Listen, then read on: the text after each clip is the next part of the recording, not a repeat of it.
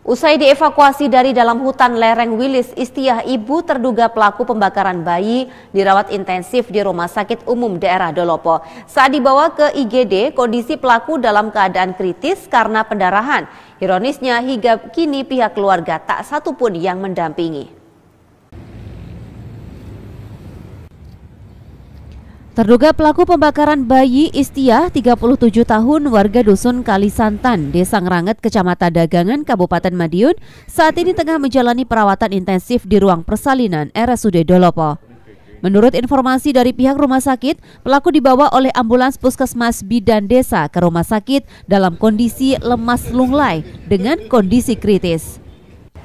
Kondisi hemoglobin pasien Istiah di bawah normal, diperlukan transfusi darah pasca pendarahan hebat, sehingga menghambat pihak kepolisian dan dokter setempat untuk menggali informasi kronologi kejadian. Istiah pun sampai saat ini belum bisa diajak komunikasi secara stabil. Lemah ya, karena kondisi saat datang itu lemah, belum bisa diajak komunikasi. Kemudian saat datang kita langsung melakukan perawatan ya. Jadi karena kondisinya kan darurat, dia datang kondisi lemah, terus kemudian kesadarannya juga kita ajak komunikasi masih belum bisa ya. Jadi kita lakukan penanganan darurat dulu ya, terus kemudian kita cek secara lengkap. Nah, sampai saat ini memang kondisinya masih dalam kondisi yang kritis tapi mulai membaik ya. Jadi memang diajak komunikasi masih sulit dikarenakan memang HB-nya rendah ya. HB-nya itu sangat rendah, kurang lebih 3 gram DL. Jadi otomatis itu kan HB normal saja kan 11 untuk wanita. Jadi kalau segitu kita masih tambahkan darah ya supaya kondisinya membaik lah. Nanti mungkin setelah kondisinya membaik baru kita bisa lakukan penanganan yang lain. Jadi sekarang masih penanganan kegawat darurat. Sementara itu, Kepala Bidang Pelayanan RSUD Dolopo Dewi Majasari mengatakan sampai saat ini pasien Istiah di ruangannya sendirian tanpa pendampingan dari pihak keluarga. Adapun pendampingnya dari pihak kepolisian, tenaga medis dan dinas sosial secara bergantian.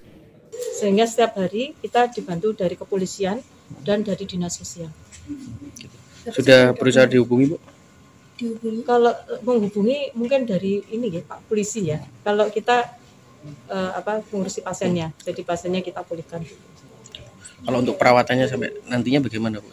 Ya kalau kita prinsip kita perawatan kita sampai pasien dikatakan stabil atau dalam kondisi yang membaik. Kita terus akan kita lakukan dan kita upayakan. Saat ini yang terpenting buat kami di rumah sakit ini adalah keselamatan pasien. Karena tadi kan dokter spesialis obstetri sudah mengatakan HB-nya 3. Itu aja saya sudah kalau kita punya keluarga seperti kan.